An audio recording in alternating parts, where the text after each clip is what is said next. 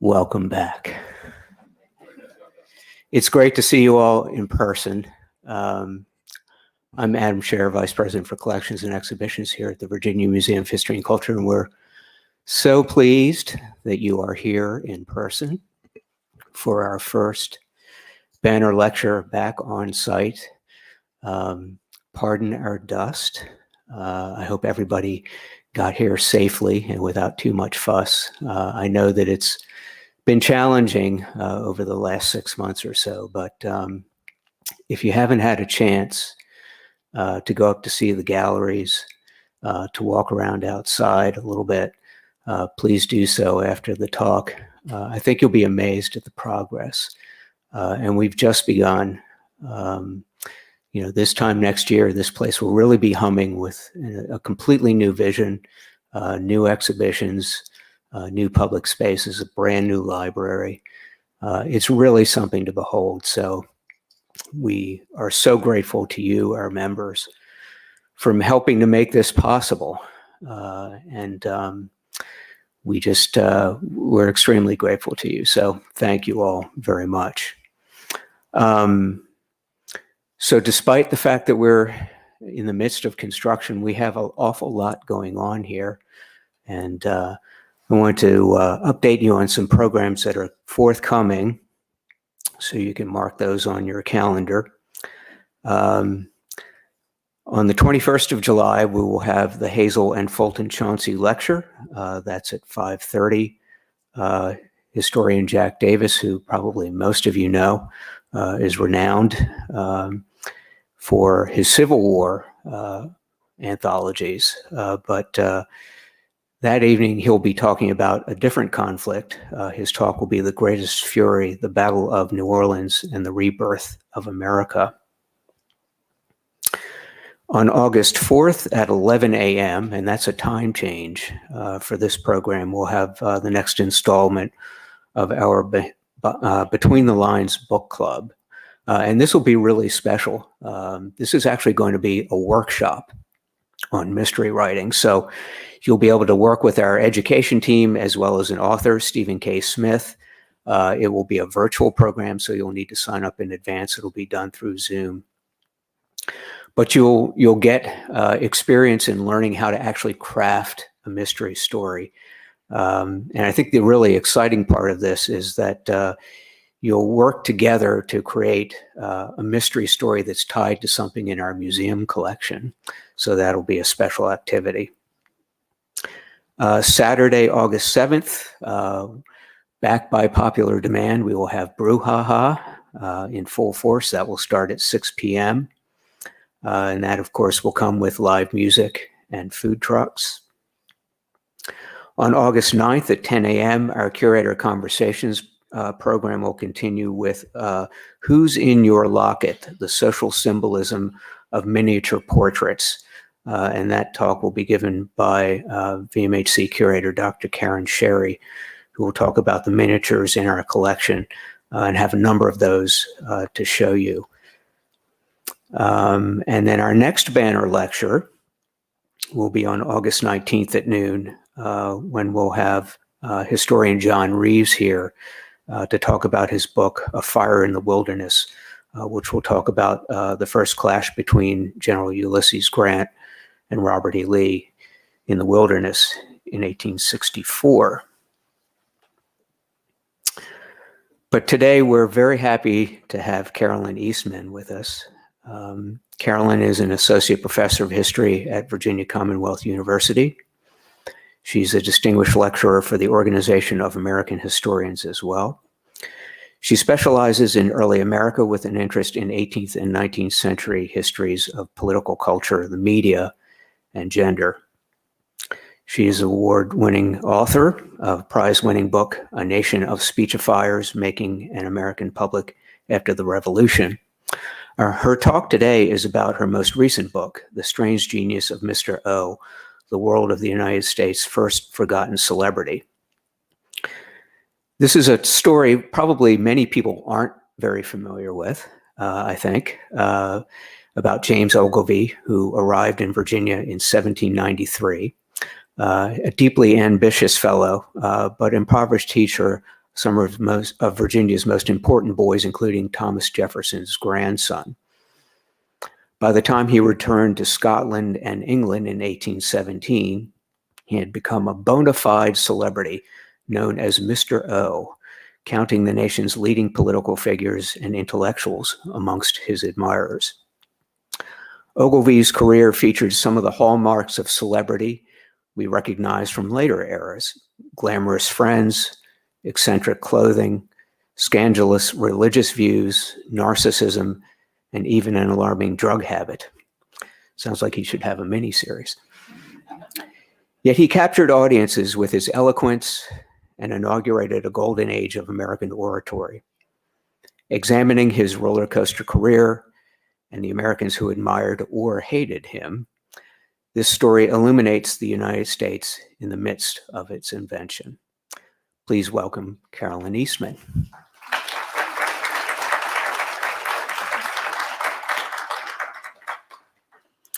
Thank you so much for coming today. And I especially want to thank Paige Newman and Graham Dozier for putting this together. This is my first real public in-person talk other than Zoom events. And I'm just so glad to see real people in front of me instead of a weird reflection of myself, which is appalling. So I want you to imagine Richmond about 200 years ago. The city had about 11,000 residents in it, and at the time was the 12th largest city in the United States. It was growing rapidly, but it had only been declared the capital of the state in 1780, and so it was still really a bit of a boom town, and the growth was irregular.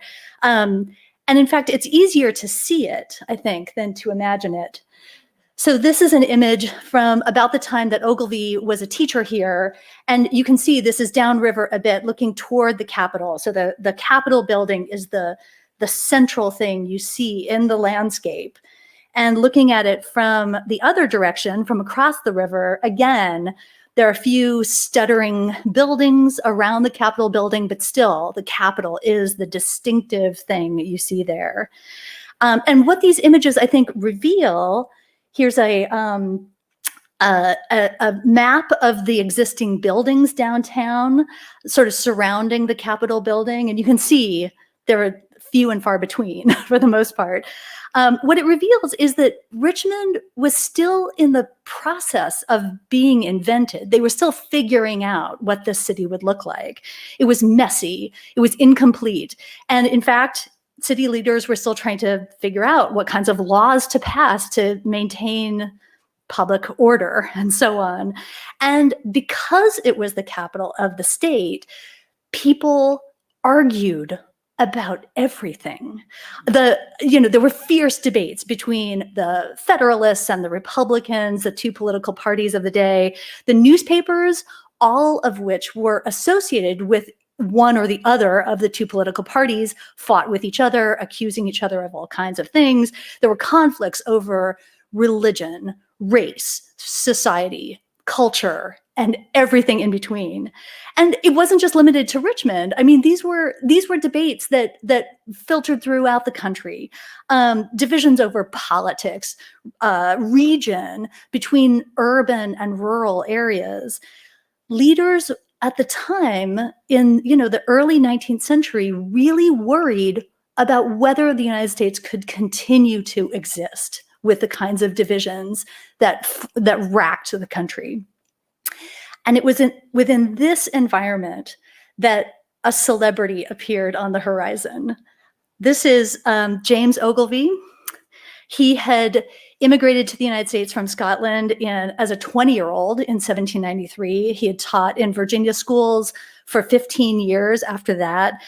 And he ultimately abandoned the schoolroom in 1808, partly because he was burned out, and who can't sympathize with that? But he did it in order to become an itinerant public speaker, which was, I think, a decision that even his friends at the time thought was deranged. No one could have been more surprised by his success than his friends, in fact. But yet within a year, he had become a celebrity. He had become a household name, and newspapers were beginning to report on his success in those terms. He had, as the introduction indicated, he had all of these hallmarks of celebrity that we have come to recognize as par for the course, the drug habit, the weird clothes, the narcissism. And yet he also, oh, and let me say also, he claimed to be the heir to an earldom in Scotland, and everyone believed it. It's a really interesting story.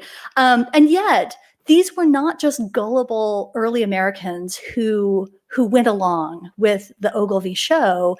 His friends and confidants and supporters included Thomas Jefferson, Washington Irving, the novelist, John Quincy Adams, Benjamin Rush, the famous doctor in Philadelphia, Ralph Waldo Emerson, and a whole host of very important elite women who boosted his career and fought back against naysayers. And I think the reason he became a celebrity really had to do with his explosive and dynamic performances on stage. He would give a series of talks whenever he came to a different town, a series of talks for which he sold tickets. They covered topics like gambling, female education, the problem of suicide, the problem of dueling in the United States. All of these issues might sound a little random to us, but at the time, each one pinpointed an aspect of civic society that people were concerned about. People were concerned that gambling might be helping to destroy the United States, or that dueling, remember, Alexander Hamilton had just been killed in a duel not too long before. All of these things were points of concern. And what he did then was, on stage, talk about those issues from every side that he could imagine. He would enact a kind of thinking through of what those problems entailed and what possible solutions might exist. And so, in other words, when he got up on stage, he enacted the role of a smart person, carefully and methodically thinking through the ramifications of those social problems and possible solutions. And if you imagine, again, being in Richmond 200 years ago, sitting in a space with a bunch of other Richmonders, likely with whom you disagreed, you could nevertheless sit and listen to one of his performances and think together through those aspects of public culture that seemed to be dividing the country. It was an act of coming together and an act of community building that really helped to give people a sense of what the United States could be if only it could get itself together. And so I think that, of course, Ogilvie began this strange career of public speaking, believing that he was performing a public good. But ultimately, he also came to argue that public speech itself, that oratory itself, because of the way it brought people together, because of the way that it helped to articulate both problems and solutions, that oratory could become a form of communication in the new United States that could help secure its Republican legacy. It could ensure its claim to be a solid republic along the same lines as the classical Greek or Roman republics. And, he wanted to sustain the American public and really give firm footing to democracy. So my book is really about Ogilvie's career as well as his eccentricities, but it's also about the American women and men who flocked to him and who saw in his performances a kind of answer to a public need that they had somehow inchoately felt before. And I realized that in talking about him as a celebrity, I may already have some of you scratching your head and actually maybe just being outright skeptical of our own celebrity culture. I mean, you know, the last thing any of us wants to do is argue about the Kardashians. But here's the thing. I think that in looking at this book and thinking about Ogilvie's career 200 years ago, I began to see that celebrity is a real mirror onto us. It's a mirror onto the culture that creates those kinds of celebrities. So if I love Kim Kardashian and you hate her, that can tell us a lot, right? It can tell us who you think I am, who I think I am, or maybe who I want to be, the kinds of things I admire, the kinds of things I respect. So looking at the people like Ogilvie celebrated in the past tells us a lot about who ordinary people thought they ought to acclaim, who they ought to find talented, fashionable, beautiful, intelligent, who they ought to admire. So it tells us a lot about the early 19th century United States in this moment of invention. And I think that, you know, Ogilvie was celebrated because audiences believed that he gave them something that they needed.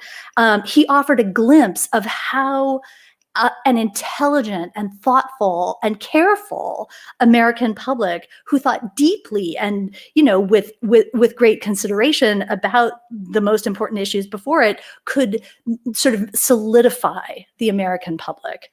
Of course, Americans loved him.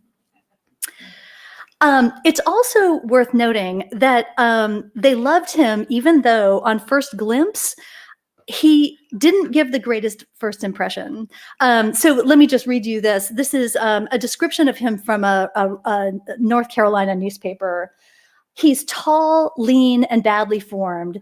His cheekbones high and prominent, his shoulders narrow and round. Indeed, his whole figure is rather ungraceful. But when he speaks to you, you forget his personal defects. His eye, which is bright and quick, bespeaks the energy of his mind. It is the orator then only that claims your attention and leads captive your every feeling. And I think that description, the notion of people at first seeing him and thinking he looked pretty unlikely, and then being bowled over by his presence and his energy and his dynamism on stage can tell you a lot about the kind of effect of his personal performances. And in fact, Washington Irving had a very similar description of him. Irving wrote, "He was a pale, melancholy-looking man with a meager, pallid countenance and an awkward and embarrassed manner. But when he spoke, the change in the whole man was wonderful. His form would acquire a dignity and grace. His long, pale visage would flash with a hectic glow. His eyes would beam with intense speculation, and there would be pathetic tones and deep modulations in his voice that delighted the ear and spoke to the heart." So, I mean, who wouldn't want to start out with low expectations and only have them rise, right? And I think that these kinds of descriptions can convey to some extent the truly ecstatic responses that people would have in the end after one of his performances. Now, I wanted to specifically talk about two elements of his performance that I think from our perspective look a little strange, especially to those of us in the 21st century who are used to amplification and beautiful rooms like this with great acoustics. And the first was that to be truly eloquent at the time in the early 19th century required learning an elaborate and detailed set of postures and gestures and facial expressions and vocal modulations, all of which were supposed to, together with what you were saying, convey the meaning and the emotional punch of your talk. So what I did in order to recover this, because certainly people talked about how athletic and energetic he was on stage, moving around. I can't move around because then I lose my mic. But I wound up combing through a number of guides to public speaking from the time and found this sort of wonderful and very strange world of postures and gestures. Oh, I skipped that one. So this is all from a book published in 1806 that offers a really detailed guide to reciting a particular popular poem of the day. And every single different posture that you see here, the man moving his arms and so on, has usually just a single line from the poem underneath. And so with every single line, the person reciting it would be moving around the stage. So how to modulate your voice, how to hold your hands specifically, on which foot do you put your body weight? I have to say that today, if you look at Americans' top fears, public speaking is number one, I mean, public speaking beats out spiders and heights. Not to mention, I mean, death is like the number 7, right, on the list of Americans' fears. And I look at these guidebooks and I think, well, no wonder we're afraid of public speaking. They're so detailed. And in fact, if you look at this, well, I hope you can see my little arrows there. So you can see that below the figure are lines from the poem, but then in very small type, right above and below the lines are all kinds of codes,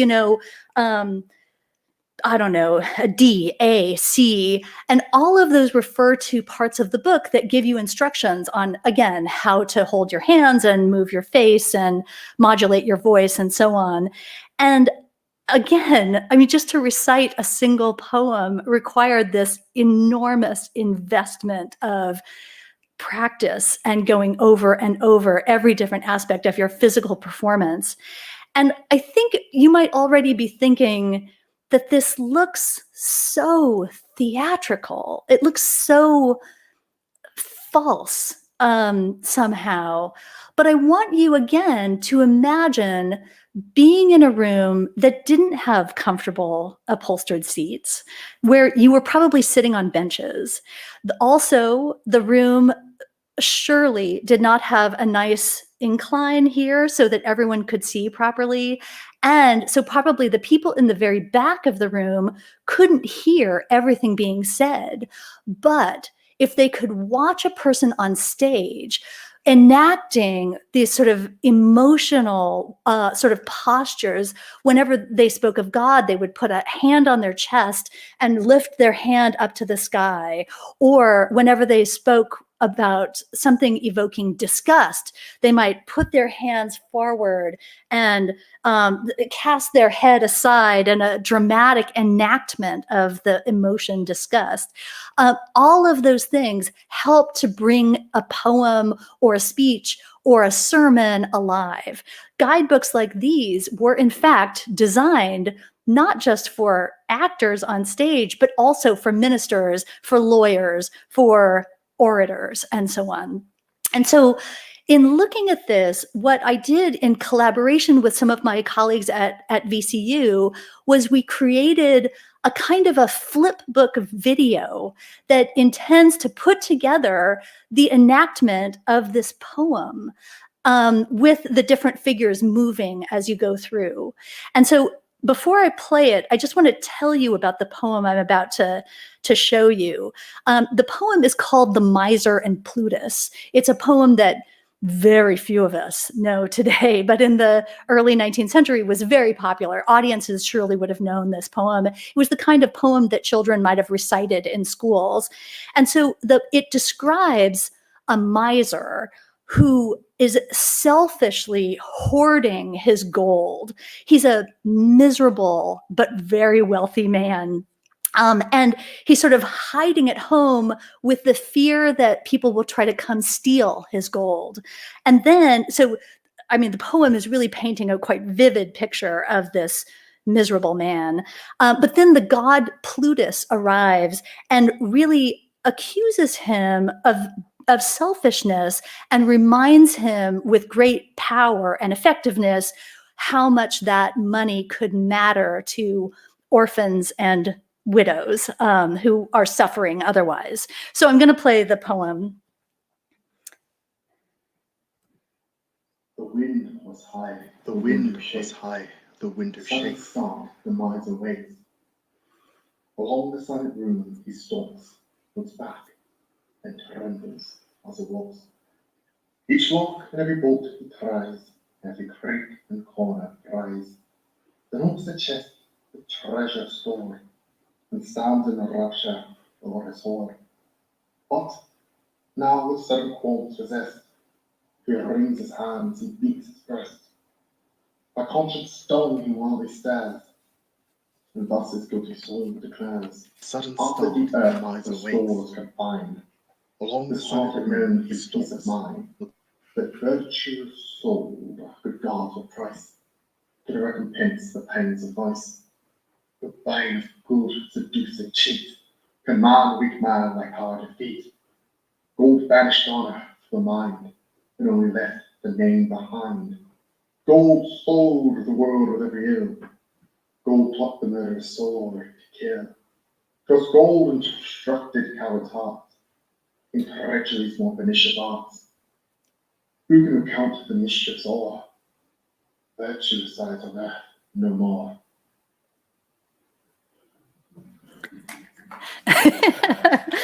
So I think you can see there, it's a little bit hard for us at this remove to place ourselves into a world where that kind of performance moves us to tears.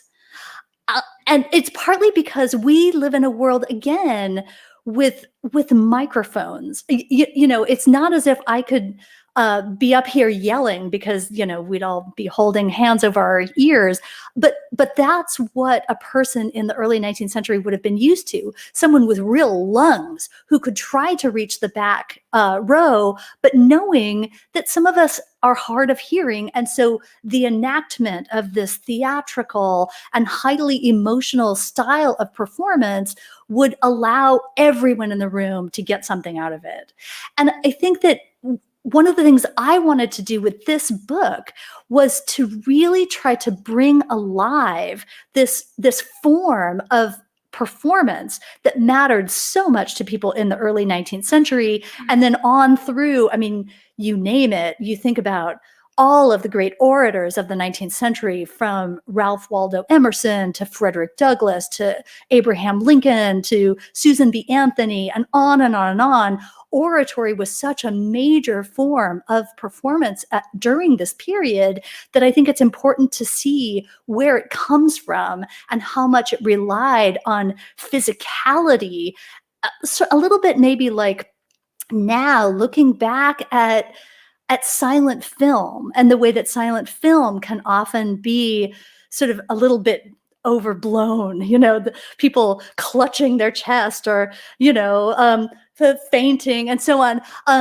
I think when you first see that kind of performance, it looks a little strange, but then the more you watch it, the more you get right into it. And I think that for me, the more I've studied this and tried to write about it in ways that speak to 21st century readers, the more I can see that this form of performance would have had real value at the time. And that it would have been truly transfixing and remarkable, so that when you see descriptions of Ogilvie in the most overblown terms, people talking about wiping tears from their faces or having goosebumps on their arms, all of that seemed to evoke the kind of stunned sort of effectiveness of this style of performance at the time. Okay, so the second sort of strange looking aspect of Ogilvie's career that I want to talk about, that very much looks strange to us from our perspective, is the mind-blowing information that when Ogilvie appeared on stage, he wore a toga. A toga. I mean, I hope I'm not the only one who, when I hear the word toga, I only think of John Belushi in Animal House. I only think of this drunken frat boy, with his hairy chest and on and on and on. It seemed so impossible that Ogilvie would be doing this and that he would not be roundly mocked for it. But that was the case. And in fact, it's not only that he wasn't made fun of by people who really were naysayers. Even his fans didn't talk about it either. It was as if it was an aspect of his onstage persona that they just took for granted. But what they did when they talked about him in print was they would say something like, Mr. Ogilvie's performance gained immeasurably by his classical dress or something. They would have this, and then they would compare him to Cicero, or they would compare him to Seneca or Demosthenes or one of the great orators of the classical world.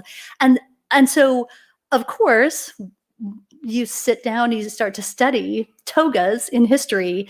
And what I found was that togas were everywhere in early America. Who would have thought? And again, what I realized, again, coming from my John Belushi perspective, what I had to acknowledge was that togas had a very different meaning for early Americans. So if a sculptor was going to be creating a sculpture of George Washington or Benjamin Franklin, he would very likely put that man in a toga for the sculpture. Likewise, when they painted pictures of prominent public speakers, Henry Clay or Daniel Webster, they would put them into togas. And I think that in part, this sprang out of a world of classically themed plays. I mean, like Julius Caesar to begin with, plays that very often talked about the tensions over maintaining a virtuous republic in the classical world. So plays like this one, were really stories about noble men trying to preserve the solidity and safety of their nations. And you can see that this looks very different than John Belushi. For one thing, there's no hairy chest. That would not have been kosher. Instead, the man wears a tunic, and then over that, the toga is very elegantly draped. All of this would have been very carefully described in public speaking manuals of the time. And I think that what the toga ultimately conveyed to Ogilvie's audiences was that he was a good man, that he was and I emphasize man because the pictures of the day so often emphasize the manliness of these men as they very elegantly hold their toga with a fold just so. And actors really loved to have their portraits painted when they performed in these classically themed plays. So this one in the play Cato, again, about the conflicts over, maintaining good virtue in a republic. You can see how in this case, John Kemble's forearm is really muscular. It was a nice way to perform manliness with these. And so I think that what you start to see is that togas were hardly unusual, but they also conveyed all kinds of ideas about good Republican behavior, good manly behavior, and such that even this William and Mary graduate, Samuel Myers, had his own portrait painted in a toga in about 1810, at the same time that Ogilvie was performing his lectures. So in all of these ways, I think that there's a really interesting way that the book tries to unpack the meaning of early American culture at the time. I really wanted this book, to convey an early America that would be surprising to us, but that would also teach us a lot about the fraught and divided culture that we live in now. And I especially wanted to do it because previously, Ogilvie really has been forgotten for really the last 150 years or so. The only scholar to study him was a man named Richard Beale Davis, who about 80 years ago published several articles about Ogilvie. And he took a very bemused attitude toward Ogilvie. He said that, that Ogilvie was eccentric and egocentric to the point of ridiculous. And he went on, to really condemn Ogilvie's audiences for falling for it, for admiring this person whom they ought to have really mocked. And that kind of laughing at somebody in the past, that it really rubbed me the wrong way. I mean, as somebody who teaches students all the time how to think historically, this is the one thing that we try to teach from the very beginning, that you don't dismiss people in the past as stupid or weird or bad or misguided or, wrong. What we want to do is try to understand people in the past. So, once we start making fun of people in the past, it just shuts our minds down. I wanted to open up people's ideas about this period rather than stop us from asking questions. So I wanted this book to really bring the world of the early United States alive for readers, to show that Ogilvie's fans believed that he was offering them a glimpse of a nation that was really truly tied together, that worked together to resolve its problems. And I wanted the book to be full of surprises, about togas and stage performance, as well as opium addiction and emotional instability and many other subjects, because they open up, again, new ways of thinking about the people who might otherwise seem strange to us. So Ogilvie's story, his roller coaster career, and the Americans who followed him were all focused on this particular vision about the future of the United States, a United States that might survive the deep fragmentation of the early 19th century. And so I wanted readers to really see how much his story makes sense in the context of that United States. And in the end, what I really wanted to do with this book was to illuminate a different period of deep division in the US, a period, before the advent of a full-blown celebrity culture where we have paparazzi and gossip magazines and so on. But it was nevertheless a period during which all kinds of Americans could meet in the middle and debate, sometimes intensely, the values or problems of this one lightning rod of a celebrity. Thank you so much.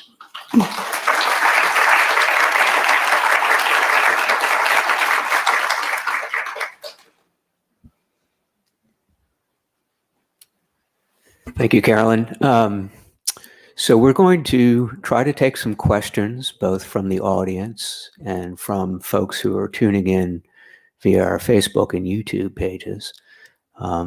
Folks who are tuning in virtually can type in their questions, and I believe one of our staff are here to relay those. If you have a question in the audience here for Carolyn, we have folks with a mic. You can raise your hand, and our staff will come over and allow you to ask your question.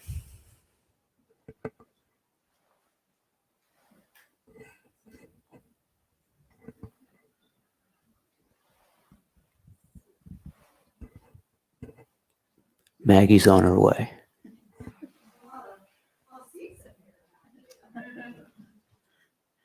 Yeah, and we do want people to speak into a mic because, of course, it allows all of us to hear better. Who today reminds you the most of James Ogilvie? Oh, that's a great question. It's a little tricky, isn't it? Because we don't have somebody who sort of comes at the intersection of entertainment and education and sort of public-mindedness, maybe quite as much as Ogilvie did. But I think about a few people, actually. I think about maybe someone like the performer Lin-Manuel Miranda, who's tried to bring American history alive with his Hamilton play. And maybe somebody, maybe even like Oprah. I mean, somebody who has a really dynamic personality, but can bring together, I mean, in her case, everything from health education to ideas about self-care, to ideas about sort of resolving other kinds of public issues. But there's also maybe Neil deGrasse Tyson, who very popularly talks about science. And so, it's really hard to put my finger exactly on it. But you also think about TED Talks, people who, in 10 minutes can get across in a dynamic fashion something that really teaches us something new. And so, yeah, it's not an easy thing to characterize, maybe in part because we don't quite live in an oratorical culture as much as we did in the 19th century.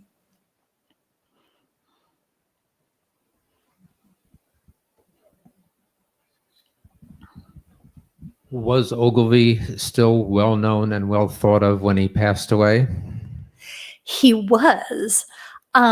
Yes, in fact, so the subtitle of the book is "The World of the United States' First Forgotten Celebrity." And the story of his sort of roller coaster career is long and complicated.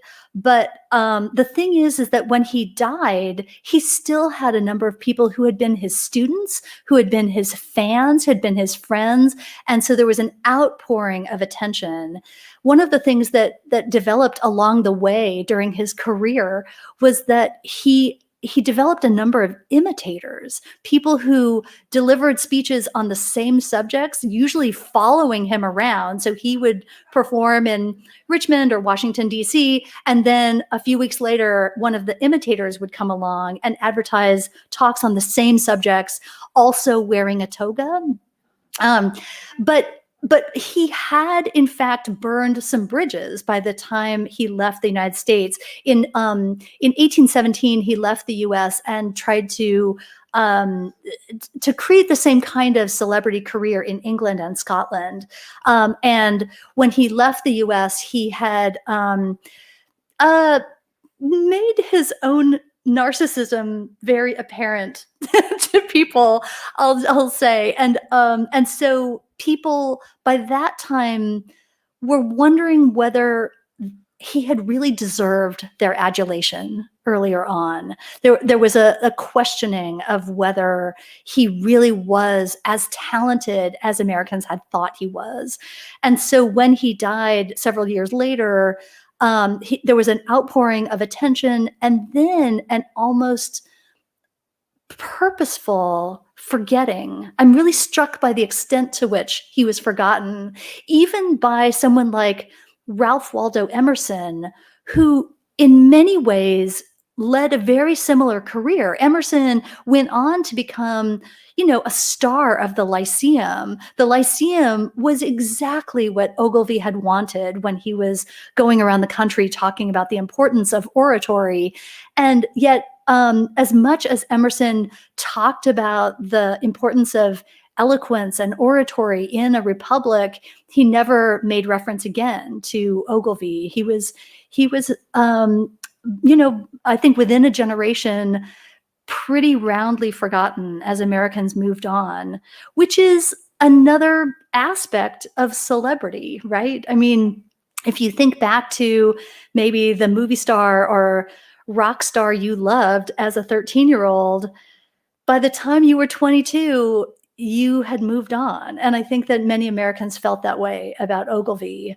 Whether that was deserved is a larger question, but yeah.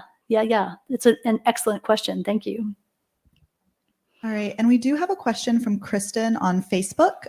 She wanted to know if you could talk a little bit about his opium addiction that you alluded to. This was, again, so much of the book is taking things like the toga or this elaborate form of performance and unpacking it. And the opium addiction is one of those things. we, of course, live in a culture that thinks we know what opium addiction looks like and what meaning it has in our culture. It was very different in the early 19th century.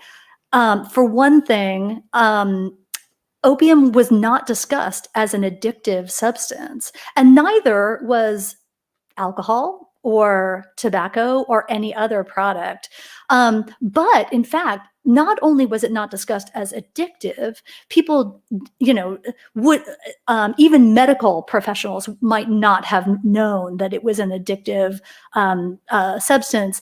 They also treated it as much as a stimulant as a sedative. So, its primary purpose was to relieve pain. In fact, it was the only pain reliever of the day and was roundly celebrated as kind of a miracle drug for that reason. But people might, if you were going to a party, you might take a sip of opium to put a little color on your cheeks, or to make your conversation sparkle just a little bit more. Maybe a little bit like having a little glass of wine before going to a party. But what people especially loved about opium as it was in the day was that they believed that it gave you an incredible sense of intellectual clarity, that it gave you a kind of sense that all of your maybe disjointed ideas could come together. And so in many ways, people like Ogilvie used it as a kind of a study drug as much as a stimulant to go to parties. Famously, surgeons and this was printed in a number of volumes, surgeons would take a little opium before they performed any surgery of importance because they believed that it sort of clarified their minds. And so, in all of these ways, opium just did not look like opium would a generation or more later.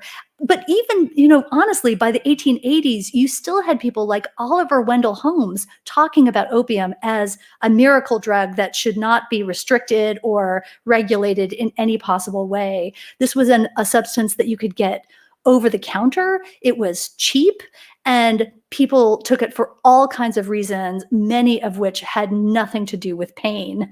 And so I think that the story of opium in this time is so remarkably interesting, and in some ways tragic from our perspective, in that Ogilvie did develop a really almost unshakable habit. And so at key points in his life, he knew he had to get himself off of it. And that was a difficult process, because even though the form of opium at the time, which again, you sort of took it and dropped it by droplets into a glass of wine and you would drink it. It was not the kind of smoking opium that you saw in the 1840s, and certainly wasn't an injectable form or even something that you ate in tablet form. It was all drunk. So he knew that he had begun taking far too much of it, that was making him unhealthy, and that every time he tried to cut back, it made him feel even more pain than he had felt before. So, again, opening up this world of the uses and understandings of opium in a culture that just didn't see it as an addictive substance is a really interesting story. It's honestly one of my favorite chapters in the book. And I mean, just to really put my finger on how much Ogilvie openly talked about his problems with opium, how everyone did, I know more about his opium addiction than I do about his marriage. So anyway.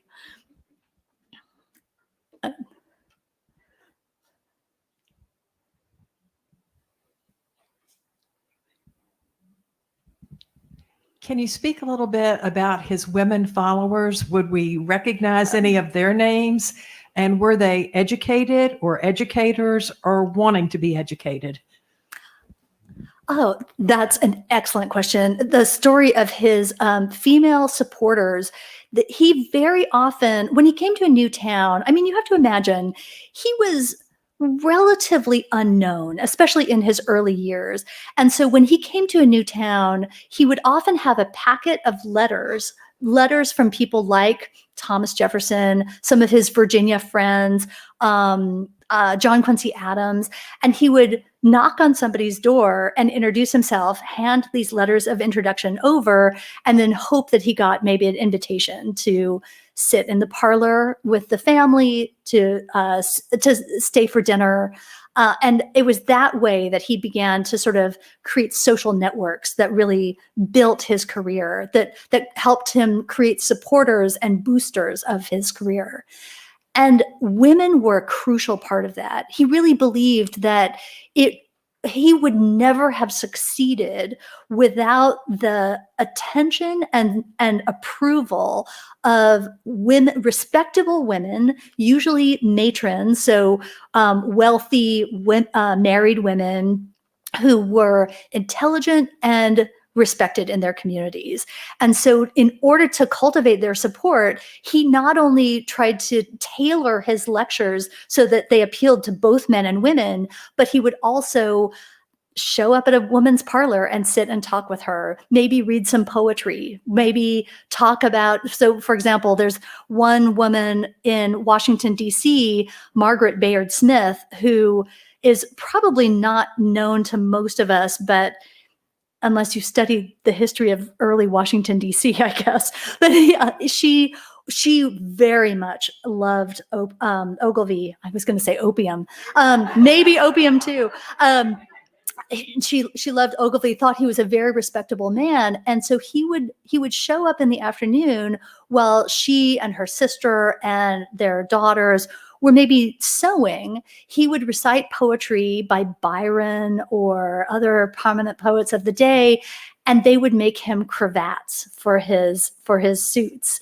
And then they would have a chat about Byron. I mean, maybe as some of you know, Byron had a scandalous life, you know, his sexual peccadillos and scandals. And, you know, he had led this life of a fiery and opium sipping romantic.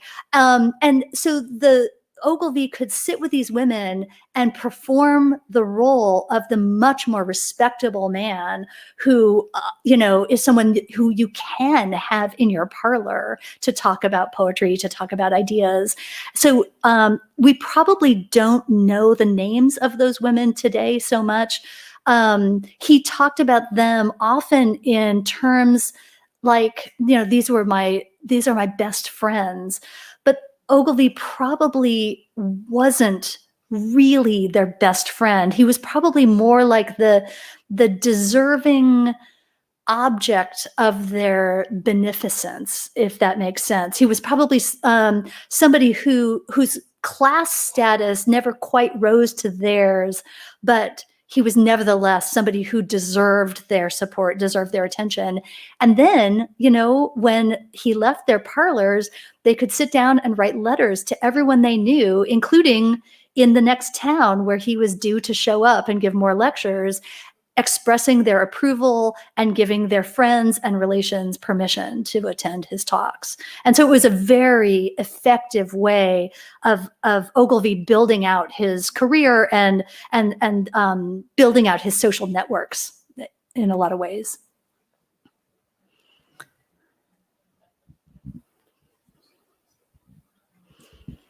Thank you so much. This is fascinating. As you've predicted, I certainly had never heard of him. Can you tell us a little bit about your process as a historian? How did you, given all the many things you could be studying, you've devoted obviously an enormous amount of time to Mr. Ogilvie. How did you come to the decision that he was going to be your focus, and how did you learn about him? Thank you. I did not intend to write a book about him. I, you know, had stumbled across his name when I was writing my first book, because I had simply found so many letters and diaries talking about this guy. And I had read Richard Beale Davis's work, and I thought I knew the story. But then after the first book was published, I I just decided to sort of go back and look and see what I could find about him. And at first I thought, well, maybe there's an article here. I could write about this crazy traveling orator who just covered the he ultimately visited 17 of the United States' 19 states at the time, as well as parts of Lower Canada. He went to Montreal and Quebec. He went to Scotland and England. But then I promised to deliver a draft of this article that wound up being 100 pages long. And I thought, okay, I think there's a small book here. And now it's a normal size book. So it was just one of those things where the more I researched this story, the more I found, and the more I started to see that there was a bigger story than just a kooky guy who traveled the country on a horse. It was a bigger story about the nature of the early United States and really about the importance of history, that we not see him or his fans as kooks or as misguided, but that opening up this world forces you to empathize with all of them, with Ogilvie himself, as well as with the Americans who loved him and hated him sometimes. Thank you. That's a great question.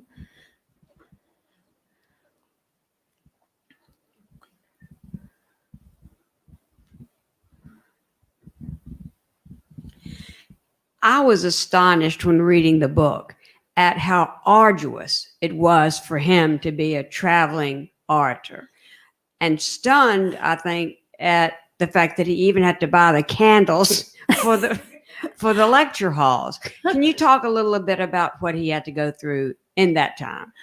Yeah. Well, you think now about the way that public talks and performances get scheduled, and you always assume that there's all kinds of shadowy behind the scenes people who are taking care of things. But in Ogilvie's case, he was doing everything. And with, poor communication, with poor transportation in the early United States, he simply had to show up in a town and begin making arrangements at that point. So he would have to show up, figure out what kind of a tavern or ballroom he might be able to have as his venue. He might have to find his own lodging. He would then have to trudge to the newspaper, or if there were multiple newspapers in town, to each one of them with advertisements.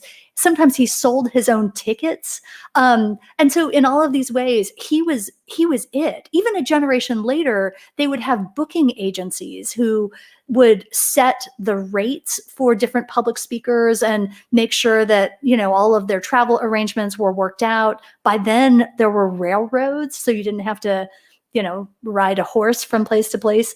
But yeah, it's an amazing picture of the early United States in just how primitive everything was and how difficult it was just to get anywhere. I mean, there's one person who talks about how bad the roads were. The roads were dirt. They were full of rocks. They were full of logs. They were full of roots from trees. Very often they weren't much wider than what a cart could get across. And if you tried to take your horse any faster than a walk, you were likely to lose a wheel off your carriage or your cart. And so movement was just incredibly slow. And people often talk about this period as an age of a transportation revolution, but things were moving so much more slowly than that.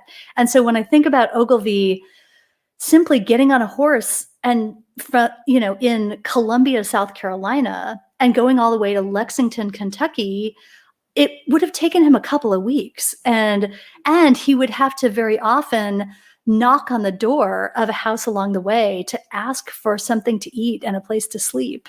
So it's an amazing picture, I think, of a United States that's so much more primitive than we think of it today. It's another thing that I loved finding. I think the number of assumptions that you arrive with when you work on a project is remarkable. And I realized that my readers would have the same kinds of assumptions that I had. So thank you for that. I had a similar question. into who came to his Oh, thank his you. speeches, and one of the advertisements said it was $1, which seems like a lot of money. It So was, yes. were the women that he visited, were they helping him get people to come?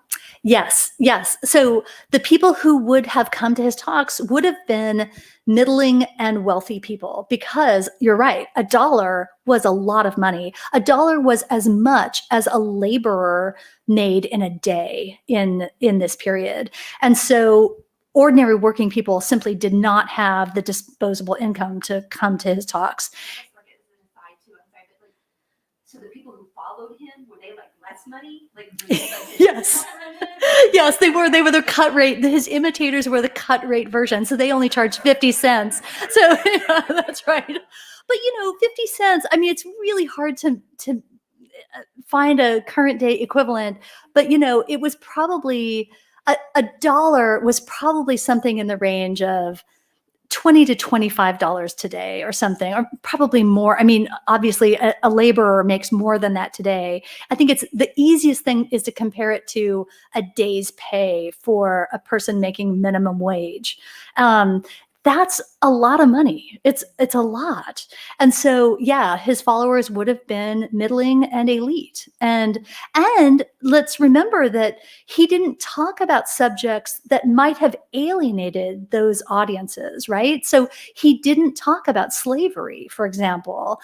And I think that's a really important thing to point out, because when we think about the early 19th century, 1808, 1815, you think about that period as being one where the institution of slavery was really transforming in the United States, that people may have wanted to talk about it, but Ogilvie determined for a variety of reasons that people would not have wanted to buy a ticket to that discussion. And we also have to remember that this was a period before the real flowering of an abolition movement that really made the institution of slavery seemed like an urgent crisis. Certainly, there were people fighting against slavery.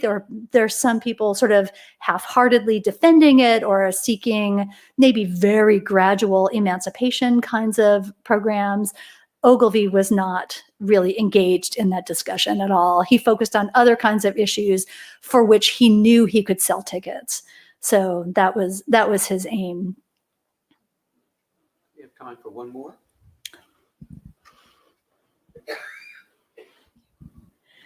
I would hope that nowadays we had a little more humility as we look back at photographs of ourselves in the 70s.